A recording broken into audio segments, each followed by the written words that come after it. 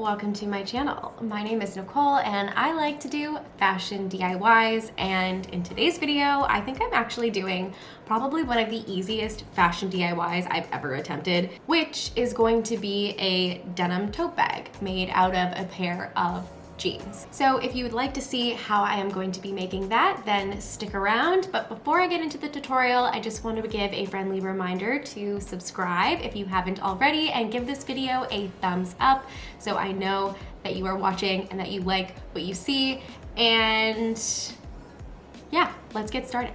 So as of right now, Toronto is currently in another lockdown. So I'm not gonna lie, I did do a little bit of panic thrifting before the lockdown was announced so I could have some stuff to sew and rework during however long we are actually going to be shut down for.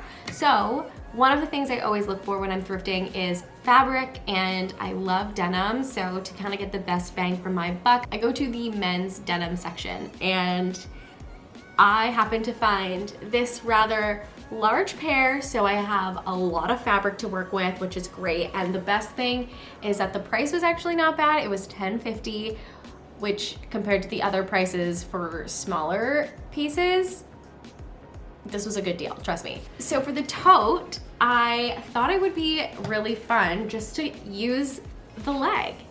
This way, I actually don't have to do a whole lot of sewing. The most sewing I'm gonna have to do is with the strap and the pocket, because I do want to keep a pocket. I think it'd be kind of cute to put your phone in it or something. So I am going to be keeping the pocket, so I have to seam rip one off to move it and then stitching that on. But yeah, essentially if you don't have a sewing machine, you could really do this whole thing by hand because it is not that much sewing. So because I'm going to be transplanting this pocket, it might be a little interesting. I'm gonna have to get like very shifty with my machine, so that might be the only difficult part of this project. But if you just don't want to do the pocket, then you don't have to.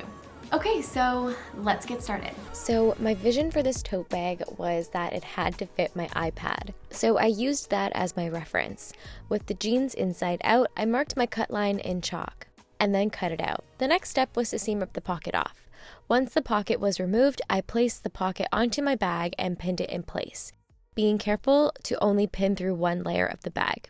So I was worried that top stitching the pocket was going to be difficult with the sides of the bag still attached, but it was surprisingly easier than I expected. The next step was to finish the bottom of the bag, and first I serged the raw edges, then flipped the bag inside out before pinning and sewing a straight stitch to close off the bag. Then I flipped the bag right side out before moving on to the straps. With the remaining leg of my jeans, I measured out however long I could measure lengthwise by 4 inches wide. And to make sure I had enough fabric, I cut 2. Now I have a total of 4 strips, and I am going to sew them together to create 2 long straps. For the straps, I'm going to press them in half. My main goal here is to create that crease in the middle. This will make the next part a lot easier. So to complete the strap, I am going to fold down both raw edges, then fold it once more along the fold line, and then follow it up with a top stitch. I chose not to pin this before sewing to save time, but to make things easier for you, I would recommend pinning. Then I pressed each strap before measuring out 32 inches and serged the raw edges. I then pinned the 2 straps to the inside of the bag. Then I stitched a square where the strap and the bag overlapped to secure the straps. And my bag is done. Here is how it turned out.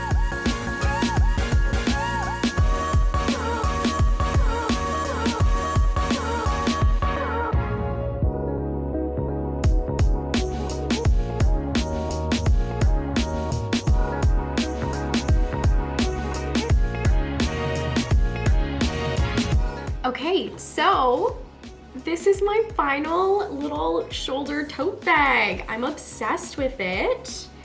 Originally, I really wanted to paint something on the pocket, and I think I might still do that eventually, but looking at it right now, I really like it as is. So I think I'm just gonna leave it for now. I might change my mind, and if I do, I will definitely be documenting it and putting it up on my Instagram. So if that is something you want to stick around for and see, I will leave it linked down below. But yeah, so that is it for today's DIY video. And if you would like to see more fashion DIYs, then please subscribe and I will catch you in the next one. Bye.